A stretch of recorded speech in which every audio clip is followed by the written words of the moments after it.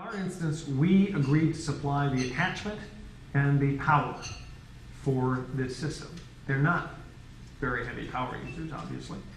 But as an early adopter, the estimate was it would take 400 locations, 400 sites, to deliver the level of service we sought in the city of Tempe. Didn't happen with 400 sites. We now have 800 sites.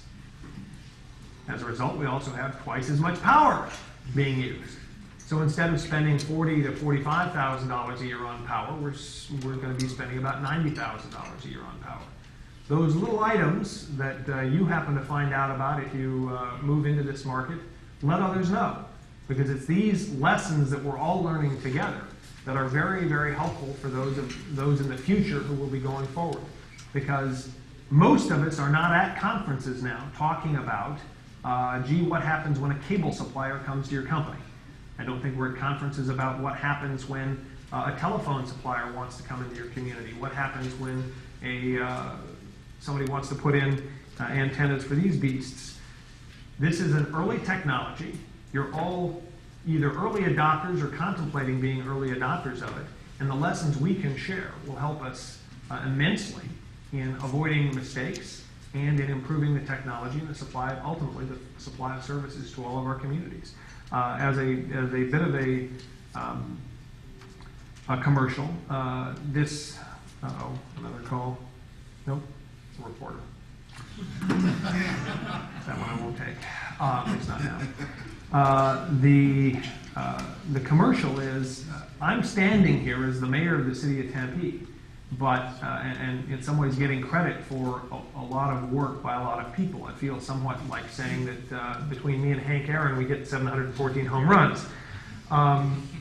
In this instance, the partnership that was created has been really, really easy and valuable. Some people say this is very hard to do. Between Mobile Pro and Strict Systems, it has been very, very easy to do. And honestly, in some ways, the best I can advise you is see what the market will help you do, and then get the hell out of the way. Yeah, at this point, any questions for Mayor Hallman? Yes, sir. You could comment on the length of your contract and the benefits of either doing a short-term contract or a long-term contract, in your opinion? Well, you're going to, I guess the easier way to answer that as an economist is there's no real answer, because the length of the contract, if that's an element that's important to you, and the length has more to do with that technology upgrade issue, in my view. How long that's going to have to be is the private sector's response is how long is it going to take to recoup the cost of the provision of the capital. They're looking at it from that perspective. They've got to figure out how to recoup the cost of investing in this system, and you're trying to push the edge of the envelope. So where you end up on that array or that spectrum is really going to be dependent on what you've got to offer. How big a community do you have? What's the density? How cheap is it to supply those services? And a community with only a few hundred households per square mile is going to have much less to offer that private sector, be much less attractive than somebody with just the opposite problem. In our downtown, and the cherry picking point I was making earlier, our downtown is quite dense. We have, in 1 square mile, 17,000 households. It's the densest neighborhood in the state. That's a very attractive market to sell into. And essentially, that market is subsidizing the provision of services throughout. And that's the kind of thing you've got to test or decide. Municipality can decide that it will supply or seek to have that supply of service in a very discrete area. You don't have to supply it throughout. In fact, our model on that temperature scale, I think, I would have put it in a different location in terms of risk and benefits. But we really are running two models. We're running a free system, and we're running a pay-to-play system. And one of them subsidizes the other. It's not really quite sure which is which at the moment, because the ad revenue and all of that comes off of the free system for the free downtown use and the free municipal access use may ultimately outstrip the pay-to-play. It's early on yet to decide which is subsidizing which, but I think in the next couple of years we'll know that. We'll know whether or not beta beats VHS. Yes, Mayor Hallman, question. What have you done to engage the community in the deployment process?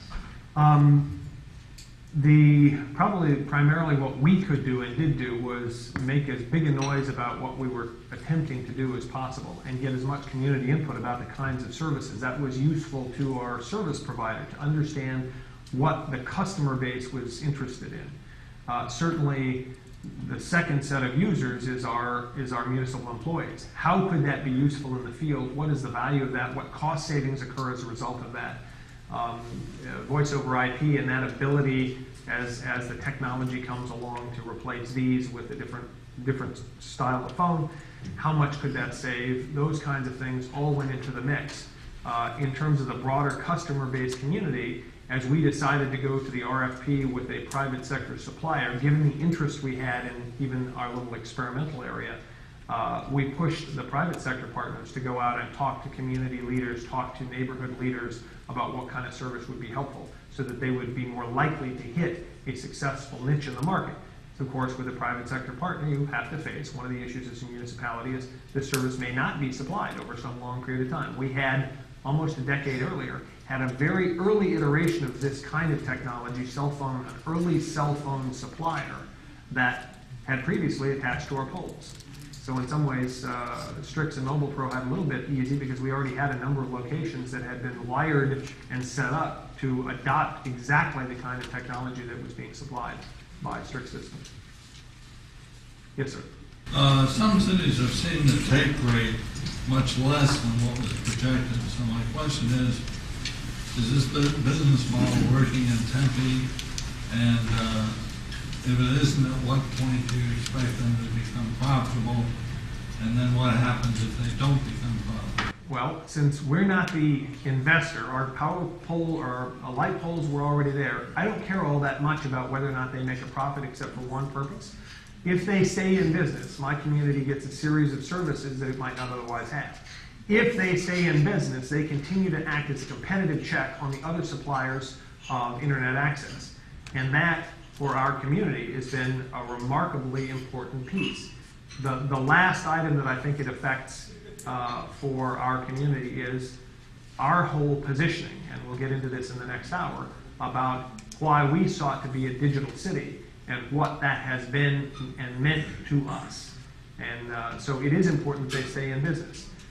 As a negotiator at the table, I had to think about how much I could extract. If I extract that last dollar and they're not successful, then it's going to undermine all of these other goals we're seeking to achieve. That's part of the reason we worked in the city of Tempe to help diversify the portfolio that the service provider has in getting Chandler and Gilbert online as well, because that's going to smooth out that income stream and diversify that portfolio in a way that will make it more likely they succeed. In addition, we looked very carefully at the financial ability of this company to succeed in the longer run with this technology. Is that 3 years, 5 years, 10 years? It's hard to tell what that life cycle might be here. To make sure that they had as much at stake as we did in staking our reputation on this technology and this service provider. They do. They've got a substantial amount at risk, and that's going to keep them in this market and making sure that the city of Tempe gets the services that we anticipated in negotiating our agreement.